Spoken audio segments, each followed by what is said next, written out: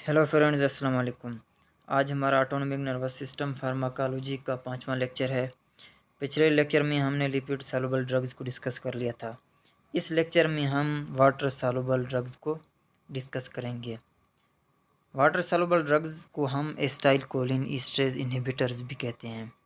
क्यों ये acetyl choline ईस्टरेज को इनहिबिट करते हैं? हमारे पास वाटर सॉल्युबल ड्रग्स 3 हैं। Number 1 neostigmine, number 2 pyridostigmine, number 3 edrophonium. हम वाटर सॉल्युबल ड्रग्स को ब्रेन से आउटसाइड यूज़ करते हैं, यूज्ड आउटसाइड द ब्रेन। क्यों? Because they can not cross blood brain barrier, क्योंकि ये ब्लड ब्रेन बैरियर को क्रॉस नहीं कर सकती।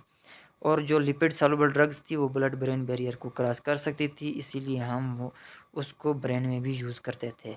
लेकिन वाटर सॉल्युबल ड्रग्स को हम ब्रेन में यूज़ नहीं करते। तो अब हम कुछ डिजीज़ डिस्कस करेंगे जहां वाटर सॉल्युबल ड्रग्स यूज़ होंगी। Number 1 myasthenia gravis. Myasthenia gravis क्या है? मेस्थीनिया ग्रेविस एक ऑटो इम्यून डिसऑर्डर है। इसमें क्या होगा? इसमें एनएम रिसेप्टर्स के अगेंस्ट एंटीबॉडीज़ बनेंगी, जिसमें एनएम रिसेप्टर डिस्ट्रॉय होंगे और मसल वीकनेस कॉज होगी। मेस्थीनिया ग्रेविस की डायग्नोसिस के लिए हम एंड्रोफोनियम यूज़ करते हैं। एंड्रोफोनियम क्यों यूज़ करते हैं? क्योंकि ये वेरी शॉर्ट एक्टिंग है और इसका जो ड्यूरेशन है वो 10 मिनट होता है। 10 मिनट के बाद इसका एक्शन ख़त्म हो जाता है। और मेस्थीनिया ग्रेविस की ट्रीटमेंट के लिए हम नियोस्टिग्मीन और एट्रोपिन यूज़ करते हैं। नियोस्टिग्मीन मेस्थीनिया ग्रेविस की जो कंडीशन है उसको बेटर करेगी और उसको क्योर करेगी। और जो एट्रोपिन है हम इसलिए देंगे, जो नियोस्टिग्मीन की वजह से मस्कुरेनिक साइड इफ़ेक्ट्स शो हो रहे थे उसको इनहिबिट करने के लिए, उस इफ़ेक्ट को ख़त्म करने के लिए हम एट्रोपिन देंगे। एट्रोपिन मस्कुरेनिक रिसेप्टर बुलाकर है, वो उन साइड इफ़ेक्ट्स को ख़त्म कर देगा जो नियोस्टिग्मीन की वजह से शो हो रहे थे। दूसरे नंबर पर कोलिनर्जिक क्राइसिस क्या है, इसको डिस्कस करते हैं कि कोलिनर्जिक क्राइसिस, अगर हम एनएम रिसेप्टर को ओवर स्टिमुलेट करते हैं तो एनएम रिसेप्टर कोलिनर्जिक क्राइसिस में चले जाते हैं, जिसकी वजह से मसल वीकनेस काज होती है। ऐसा क्यों होता है? क्योंकि एनएम रिसेप्टर को प्रॉपर वर्क के लिए ऑप्टिमल स्टिमुलेशन की ज़रूरत होती है। अगर हम एनएम रिसेप्टर को अंडर स्टिमुलेट करेंगे तो भी मसल वीकनेस काज होगी, अगर हम एनएम रिसेप्टर को ओवर स्टिमुलेट करेंगे तो भी मसल वीकनेस काज होगी। तो मेस्थीनिया ग्रेविस की डायग्नोसिस के लिए हम एंड्रोफोनियम यूज़ करते हैं और ट्रीटमेंट के लिए नियोस्टिग्मीन और एट्रोपिन यूज़ करते हैं।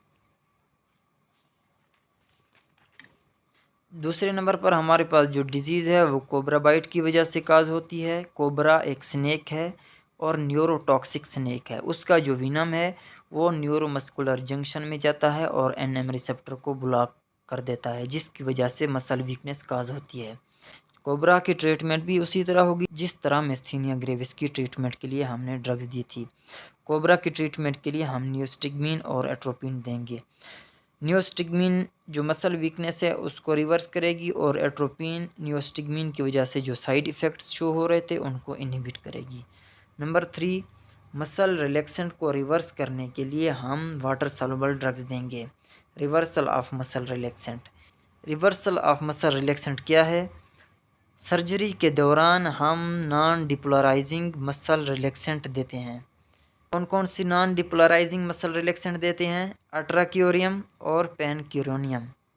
ये क्या करेंगी? मसल को रिलैक्स कर देंगी और ये लॉन्ग लास्टिंग है और इनका एक्शन को हमें रिवर्स करना लाजमी है। सर्जरी के बाद हम इनके एक्शन को रिवर्स कर देते हैं।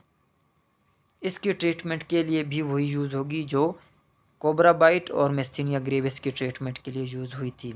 नियोस्टिग्मीन और एट्रोपिन। नियोस्टिग्मीन मसल रिलैक्सेंट को रिवर्स करेगी और एट्रोपिन जो साइड इफ़ेक्ट्स नियोस्टिग्मीन की वजह से मस्कुरेनिक साइड इफ़ेक्ट्स शो हो रहे थे उनको इनहिबिट कर देगी, क्योंकि एट्रोपिन मस्कुरेनिक रिसेप्टर ब्लॉकर है।